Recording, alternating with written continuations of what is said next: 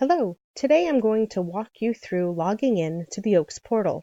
This will be used for both taking the test as well as accessing the practice tests. Today, everything will be done as a guest student without using passwords. First, we're going to come down here and we are going to log in or click where it says Students. As we click where it says Students, we're going to go into Practice Tests. In the practice test site, you will see that it gives you a place where you can sign in. It already says guest, which is the settings that we are going for, so we're going to sign in. Over here, we are going to select our grade, and that grade is going to be 5th for today. And as we move forward, we have to scroll down the page, and we see that down here on the page, there is a place to click yes, and we are going to click yes as we move forward.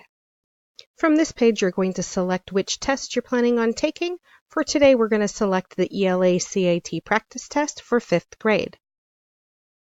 Before getting to this page, there were a couple of pages confirming the settings for your test. Your teacher can walk you through this. On this page, you're going to check to see that your sound is working correctly. Once you have heard the tones, you click I heard the sound, and you are able to move forward.